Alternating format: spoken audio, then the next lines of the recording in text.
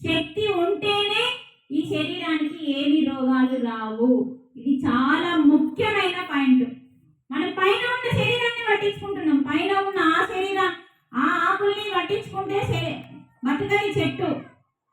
అలాగే మన శరీరంకి ఏ రోగాలు రాకుండా ఆరోగ్యంగా ఉండాలి అంటే ఈ శరీరం వెనకాల ఉన్న ప్రాణం ఉన్న శరీరాన్ని పట్టించుకోవాలి.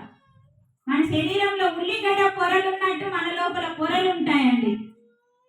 అందుకనే మన ప్రాణం రెండవ శరీరంలో ఉంటుంది, దాని పేరే ప్రాణమయ శరీరం. ఇదంతా అవయవాలు, సిమ్ము, రక్తం ఉంటుంది దీంట్లో, కానీ భగవంతుడి ప్రాణం దీంట్లో ఉండదు. ఆత్మ రెండవ శరీరంలో, ప్రాణమయ శరీరంలో ఉంటుంది. అందులో మనకి నాడులు ఉంటాయి. ఆ నాడులని మనం పట్టించుకోవాలి.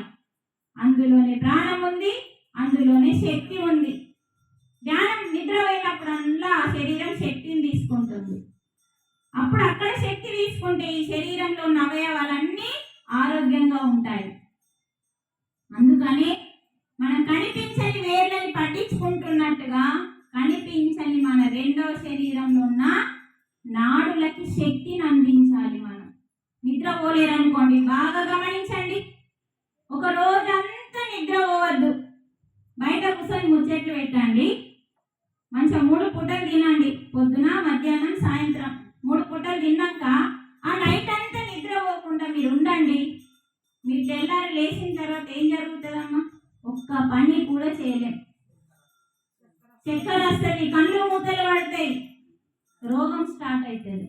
అంటే అన్నం తినడం వల్ల తక్కువ శక్తి వస్తే నిద్ర పోతే ఎక్కువ శక్తి వస్తుంది మనకి. అందుకని నిద్ర దేవత రామాయణంలో లక్ష్మణునికి ఇచ్చిన వరం. ఆయనకి నిద్ర ఎక్కువ, లక్ష్మణునికి నిద్ర ఎక్కువ.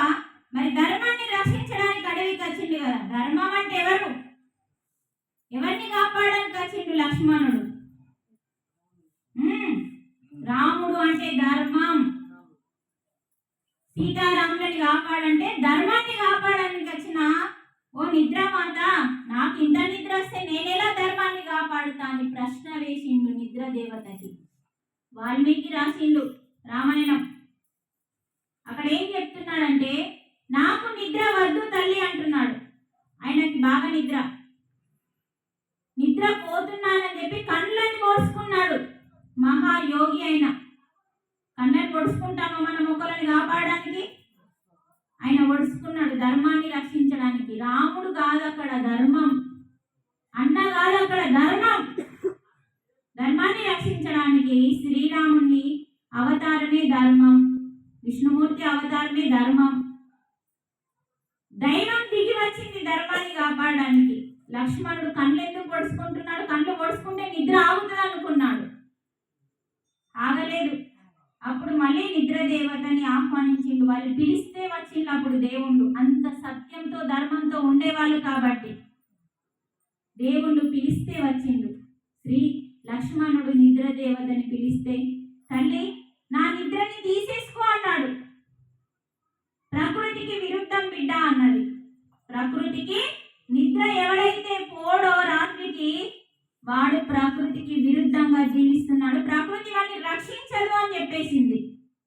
మరి నేను ధర్మాన్ని కాపాడడానికి జన్మ తీసుకున్నా కదా తల్లి, నేనేం చేయాలి అంటే, నీ నిద్రని ఒకరికి, నీ వాళ్ళకి ఎవరికన్నా నీ నిద్రతో, వాళ్ళ నిద్రతో పాటు నీ నిద్రని కూడా ఇస్తే, వాళ్ళు స్వీకరిస్తే అప్పుడు నీకు నిద్ర లేకుండా చేస్తాను అన్నది నిద్ర దైవత. అప్పుడు ఊర్మిళ తన భార్య 14 సంవత్సరాలండి. ఊర్మిళకి గట్టిగా క్లాప్స్ కొట్టండి ఒకసారి. ఎందుకంటే సీతే గొప్పదంటే సీత చెల్లెలు ఊర్మిళ ఇంకా గొప్పది.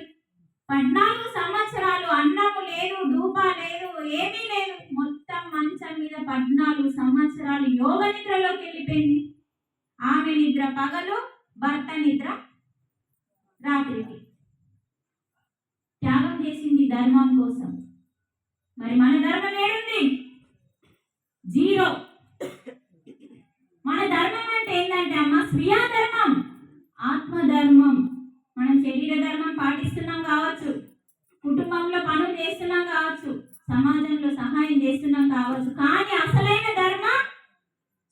ధర్మం, నీ కోసం నీ ఆత్మతో నువ్వు ఉండడమే నిజమైన ధర్మము అన్నాడు.